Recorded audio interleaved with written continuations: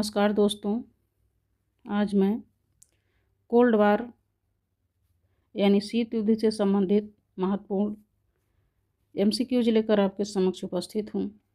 यह आने वाले TGT, PGT, UGC नेट और असिस्टेंट प्रोफेसर के एग्ज़ाम के लिए बहुत ही महत्वपूर्ण है।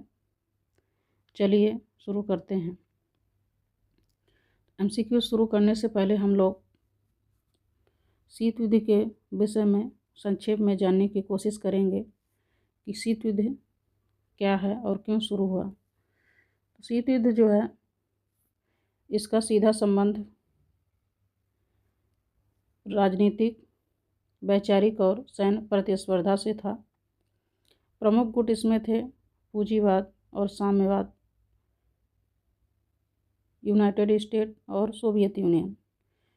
कोल्ड वार का प्रमुख कारण रहा है विचारधारा का टकराव, पूंजीवाद वर्सेस साम्यवाद, द्वितीय विश्व युद्ध के बाद शक्ति संघर्ष, परमाणु हथियारों की दौड़, सैन्य गुटों का निर्माण जैसे नाटो, वार्सा पैक्ट।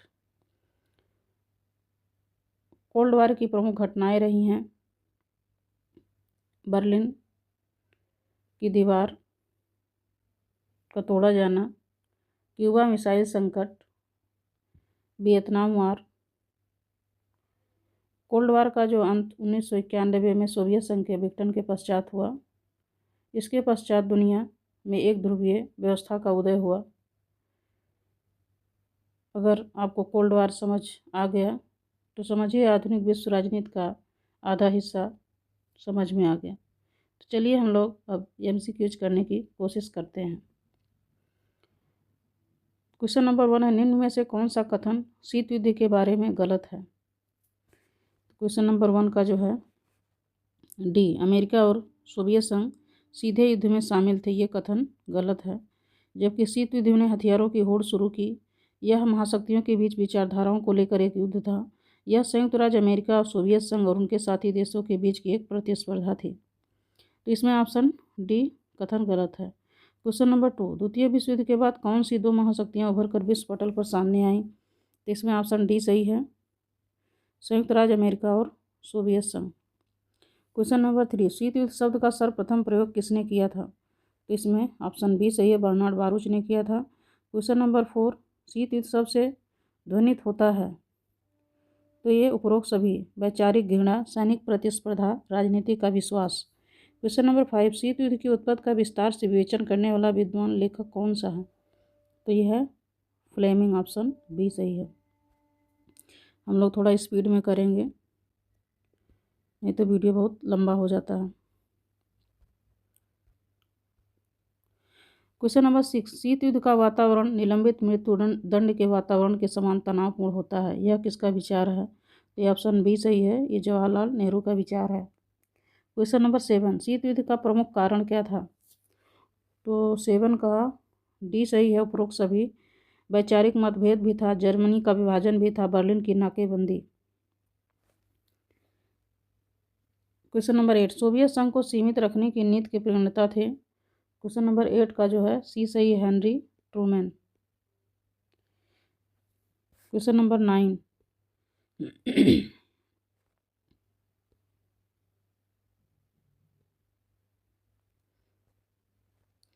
ट्रूमैन सिद्धांत के अंतर्गत किन देशों को सहायता दी गई। तो इसमें जो है यूनान तथा टर्की, ऑप्शन बी सही है। क्वेश्चन नंबर 10, 1962 में सोवियत संघ ने किस देश में अपनी प्रक्षेपास्त्र स्थापित करने का प्रयास किया। 10 का सी, क्यूबा मिसाइल संकट। क्वेश्चन नंबर 11, स्टार वार किस बार शुरू हुआ। स्टार वार्स किस वर्ष शुरू हुआ। तो 11 का ये सही है, 1983 में। क्वेश्चन नंबर 12, मॉस्को परीक्षण प्रतिबंध संधि कब हुई। तो इसमें सी सही है, 1963 में।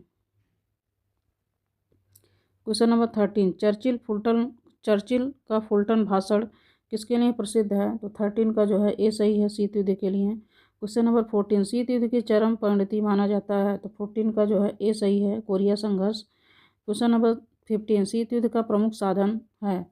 तो इसमें जो है शीत युद्ध का प्रमुख साधन जो है बी, प्रचार। इसमें प्रचार सही होगा। क्वेश्चन नंबर 16, द्वितीय मोर्चे का प्रश्न किसका एक प्रमुख कारण माना जाता है?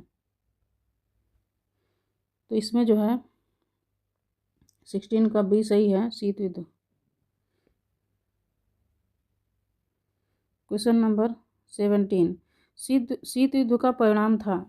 तो इसमें जो है 17 का ए सही है, संयुक्त राष्ट्र संघ का भंग होना। क्वेश्चन नंबर 18, किस देश द्वारा बर्लिन की नाकेबंदी की गई थी? तो 18 का जो है सी सही है, सोवियत संघ।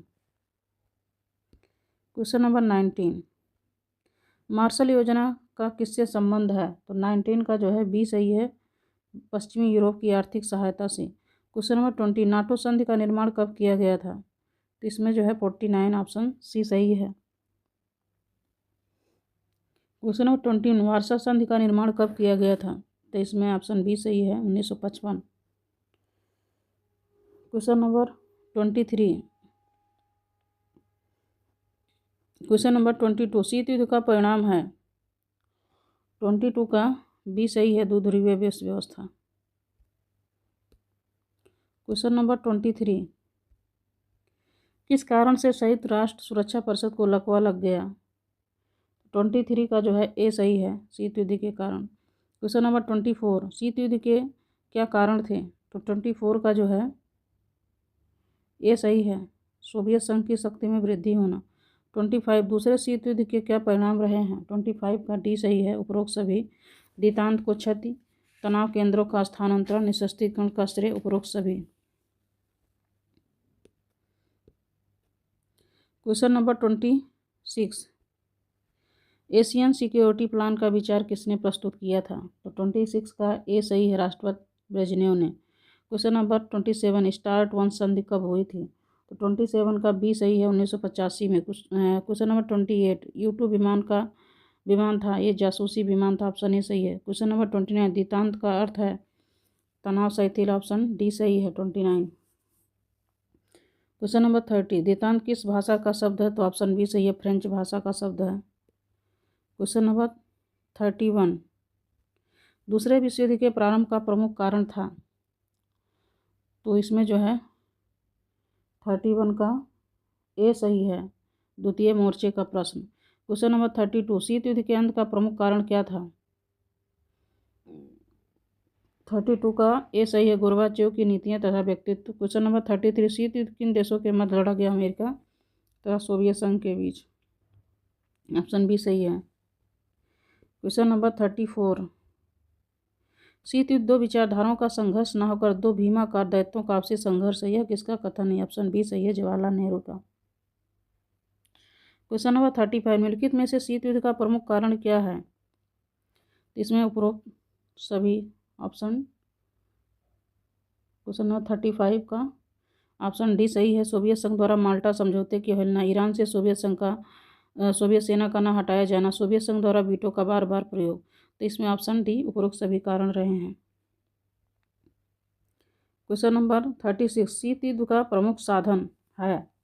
तो 36 का जो है डी सही है, शक्ति प्रदर्शन, जासूसी, कूटनीति, उपरोक्त सभी। क्वेश्चन नंबर 37, शीत युद्ध एक ऐसा युद्ध है जो युद्ध क्षेत्र में नहीं बल्कि मनुष्य के मस्तिष्क में लड़ा जाता है, तो इसके द्वारा इसके विचारों पर नियंत्रण स्थापित किया जाता है, किसका कथन है?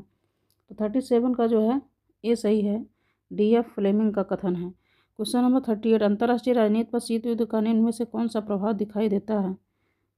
तो इसमें जो है 38 का डी उपरोक्त सभी।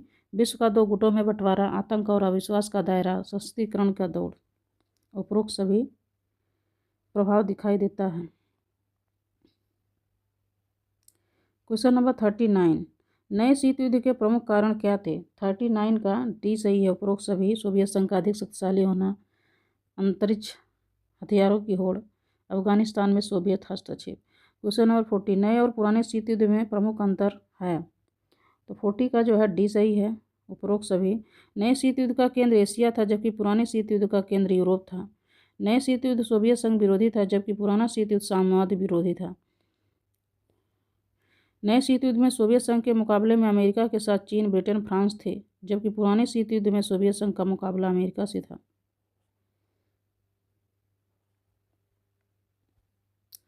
क्वेश्चन नंबर 41, नए शीत युद्ध का कार्यकाल है 1980 से 1987, ऑप्शन सी सही है। क्वेश्चन नंबर 42, सोवियत अर्थव्यवस्था की प्रकृति के बारे में कौन सा कथन असंगत है? तो इसमें ऑप्शन सी कथन असंगत है। जनता को आर्थिक आज़ादी प्राप्त थी, जबकि उत्पादन के साधनों पर राज्य का स्वामित्व था। अर्थव्यवस्था के प्रत्येक पहलू का नियोजन और नियंत्रण राज्य करता था। सोवियत अर्थव्यवस्था में समाजवाद प्रभावी विचारधारा थी। ये तीनों कथन सही हैं। क्वेश्चन नंबर 43, सुमेलित करना है, तो इसमें 43 का ए सही है।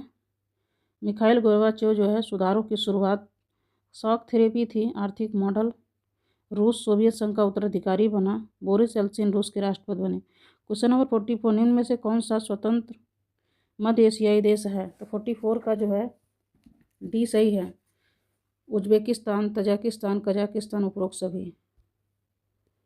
क्वेश्चन नंबर 45, निम्न में से शीत युद्ध के दौरान अमेरिकी खेमे का देश कौन सा था? तो उपरोक्त सभी थे, इंग्लैंड, फ्रांस और इटली। क्वेश्चन नंबर 46, निम्न में से शीत युद्ध के दौरान सोवियत खेमे का कौन सा देश था?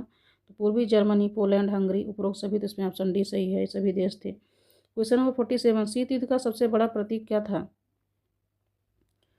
तो 47 का जो है बी सही है, बर्लिन की दीवार को खड़ा किया जाना। क्वेश्चन नंबर जो है 48,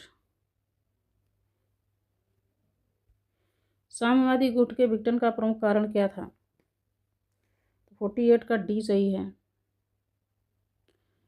सोवियत संघ और उसके गुटीय देशों की जनता की आर्थिक समस्याएं। क्वेश्चन नंबर 49, मिखाइल गोर्बाचेव ने आर्थिक और राजनीतिक सुधार हेतु निम्न में से कौन सी नीति अपनाई थी?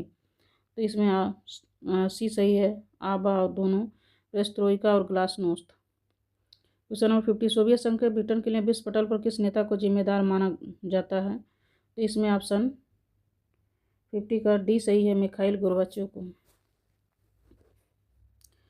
क्वेश्चन नंबर 51, वर्चस्व के बारे में कौन सा कथन सही नहीं है? तो इसमें जो है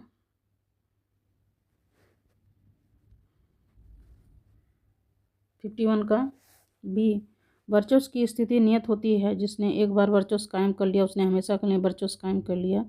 ये कथन असंगत है। जबकि वर्चस्वशाली देश की सैन्य शक्ति अजेय होती है। इसका तात्पर्य किसी एक देश की अगुवाई या प्राबल्य है, इनमें से कोई नहीं। तो इसमें ऑप्शन बी सही है। क्वेश्चन नंबर 52, समकालीन विश्व व्यवस्था के बारे में इनमें से कौन सा कथन असंगत है? तो 52 का सी, ऐसी कोई विश्व सरकार मौजूद नहीं जो देशों के व्यवहार पर अंकुश रख सके। ये कथन असंगत है। जबकि अंतर्राष्ट्रीय मामलों में अमेरिका की चलती है, विभिन्न देश एक दूसरे पर बल प्रयोग कर रहे हैं, इनमें से कोई नहीं। तो इसमें ऑप्शन सी सही है। क्वेश्चन नंबर 53, शीत युद्ध का अंत कब हुआ? 1991, ऑप्शन सी सही है। क्वेश्चन नंबर 54, प्रथम खाड़ी युद्ध का संबंध निम्न में से किससे था? 54 का सी, अमेरिका द्वारा अपने लगभग 34 देशों की सेनाओं के साथ इराक पर हमले से था। 54 का सी सही है। क्वेश्चन नंबर 55, न्यूयॉर्क स्थित वर्ल्ड ट्रेड सेंटर पर आतंकवादियों ने हमला कब किया था? तो 55 का जो है सी सही है, 9 सितंबर 2001 को। क्वेश्चन नंबर 56, वर्तमान अंतर्राष्ट्रीय राजनीति की नई प्रवृत्ति कौन सी है? 56 का डी सही है, शीत युद्ध का अंत। क्वेश्चन नंबर 57, किस घटना के बाद एक ध्रुवीय विश्व की ओर अंतर्राष्ट्रीय राजनीति मुड़ी? 57 का सी सही है, खाड़ी युद्ध के बाद। क्वेश्चन नंबर 58, अंतर्राष्ट्रीय राजनीति में सक्रिय नवगठित संगठन कौन सा है? 58 का डी सही है, सभी, G8, G15, APEC. Question number 59, आधुनिक अंतर्राष्ट्रीय राजनीति की ऐतिहासिक घटना कौन सी है? 59 का ए सही है, जर्मनी का एकीकरण। क्वेश्चन नंबर 60, वह देश जो बहुध्रुवीय व्यवस्था चाहते हैं जिसमें अंतर्राष्ट्रीय संबंध बहुपक्षीय आधार पर संचालित किया जाए। 60 का जो है भारत, रूस और इसमें जो है 60 का भी सही है, भारत, रूस और चीन।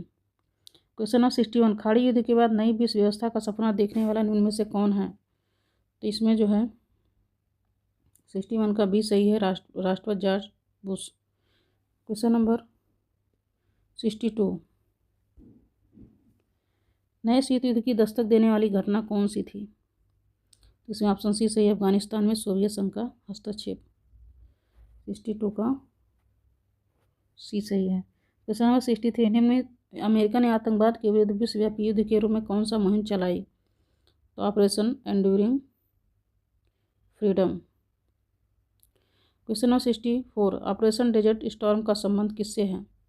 64 का जो है बी से है, इराक पर हमले के इच्छुक देशों के गठबंधन से है। क्वेश्चन नंबर 65, अफगानिस्तान किन देशों के मध्य बफर राज्य है? 65 का ए सही है, ईरान, भारत तथा पाक के मध्य। क्वेश्चन नंबर 66, इनमें से किसने खुले द्वार की नीति अपनाई? 66 का बी, चीन ने।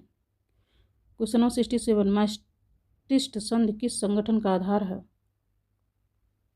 ए, यूरोपीय संघ। क्वेश्चन नंबर 68, आसियान का मुख्यालय कहाँ स्थित है?